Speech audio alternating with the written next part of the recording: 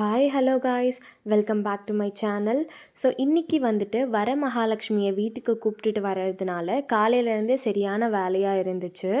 So வீட்டில் இருக்க எல்லா சாமி ஃபோட்டோஸ் எல்லாமே எடுத்துகிட்டு பன்னீர் வச்சு நல்லா க்ளீன் பண்ணிவிட்டு பொட்டெல்லாம் வச்சு முடிச்சாச்சு. அதுக்கப்புறமா பூஜை சாமான் எல்லாத்தையுமே எடுத்து அதையுமே கழுவி நல்லா பொட்டெல்லாம் வச்சு அலங்காரம் பண்ணி இருந்த இடத்துல அடுக்கியாச்சு. ஸோ நிறைய வந்துட்டு எங்கள் பூஜை ரூமில் ஸ்பேஸ் இல்லை, பட் இருக்கிற ஸ்பேஸ் ஃபுல்லாகவே நாங்கள் சாமி தான் வச்சுருக்கோம். ஈவினிங் வந்துட்டு ஒரு 5:36 போல் ஸ்டார்ட் பண்ணிட்டோம்.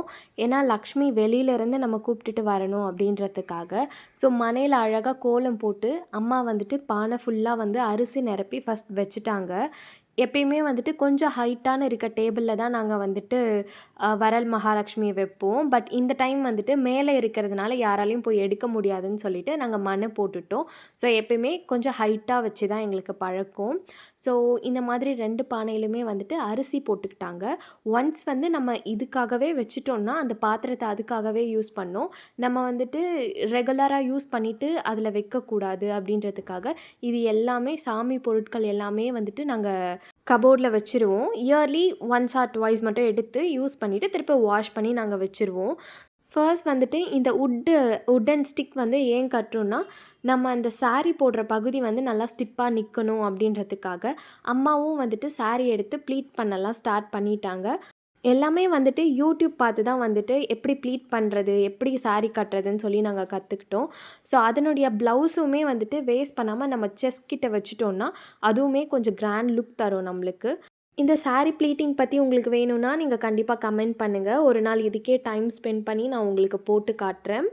ஸோ அதுக்கப்புறமா வந்துட்டு இருக்கிற ஜுவல்ஸ் எல்லாம் நம்ம ஆர்டிஃபிஷியல் வச்சுருந்தோம். ஸோ அது எல்லாத்தையுமே எடுத்து அழகாக அலங்காரம் பண்ணுறதுக்காக நாங்கள் ஸ்டார்ட் பண்ணிட்டோம். எங்களுக்கு முன்னாடியெல்லாம் வந்துட்டு இந்த பூஜை பண்ணி பழக்கம் இல்லை, பட் இப்போ தான் ஒரு 3 to 4 இயர்ஸாக வந்துட்டு நாங்கள் பண்ணிகிட்ருக்கோம். ஸோ எல்லாமே ரெடி பண்ணி அம்மனுக்கு வச்சுட்டு அந்த அரிசி போட்ட பானைக்குள்ளே வந்துட்டு வசம்பு, வெத்தலைப்பாக்கு, அதுக்கப்புறம் ஏலக்காய், கடுக்காய், அதுக்கப்புறம் வந்து ஒரு காயின் வச்சுக்கோங்க, எலுமிச்சைப்பழம், அதுக்கப்புறம் ஒரு சில்வர் காயின். ஏதாவது உங்ககிட்ட கோல்டில் இருந்துச்சுன்னா அதை கூட நீங்கள் வச்சுக்கோங்க. சில்வரில் வேறு ஏதாவது ஒரு பொருள் இருந்தாலும் வச்சுக்கோங்க.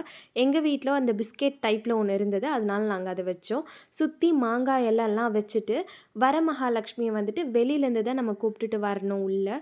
ஸோ நம்ம சாமி ஃபுல்லாக வெளியில இருந்து கொண்டு வர முடியாதுன்னு சொல்லிட்டு இங்கே வந்துட்டு எல்லா அலங்காரமும் முடிச்சுட்டு நம்ம கலசத்துக்கு வைப்போம் இல்லையா, அந்த மாதிரி நீங்கள் செட் பண்ணி வெளியிலேருந்து நம்ம விளக்கேற்றி வச்சு கற்பூரமெல்லாம் காட்டிட்டு அதுக்கப்புறம் உள்ளே வந்துட்டு நம்ம கூப்பிட்டுட்டு வர வேண்டியது தான். கூப்பிட்டுட்டு வந்த உடனே சாமியை நல்லா வேண்டிக்கிட்டு எடுத்து நம்ம தலை வச்சு முடிச்சிட்டோன்னா அவ்வளோதான். நம்மளுக்கு வந்து சாமி ஃபுல்லாக கம்ப்ளீட்டாக ரெடி ஆகிட்டாங்க. இப்போ வந்துட்டு சாமிக்கு போடுறதுக்குன்னே நாங்கள் தனியாக தாலியும் வாங்கி வச்சுருக்கோம். அதுக்கப்புறம் காப்பு கட்டுறதுக்காக கயிறும் ரெடி பண்ணிட்டோம். ஸோ நல்லா சாமியை வேண்டிட்டு சாமிக்கு தேவையான பொருள்லாம் எடுத்து வச்சுட்டு அதுக்கப்புறமா அம்மா வந்து தாலியும் போட்டு விட்டுட்டாங்க. ஸோ கம்ப்ளீட் லுக் வந்துட்டு இப்படி தான் இருந்தது எங்கள் வர மகாலட்சுமி. அதுக்கப்புறம் சைடில் பிள்ளையாரும் பிடிச்சி வச்சுட்டோம். அவ்வளோதான். இன்றைக்கி ரொம்ப சாட்டிஸ்ஃபைடாக வந்து பூஜை பண்ணி முடிச்சாச்சு. நாங்கள் காப்பும் எடுத்து வேண்டிக்கிட்டு நாங்கள் கட்டி முடிச்சாச்சு. உங்கள் வீட்டில் எப்படி செலிப்ரேட் பண்ணீங்கன்னு கண்டிப்பாக கமெண்ட் பண்ணுங்கள்.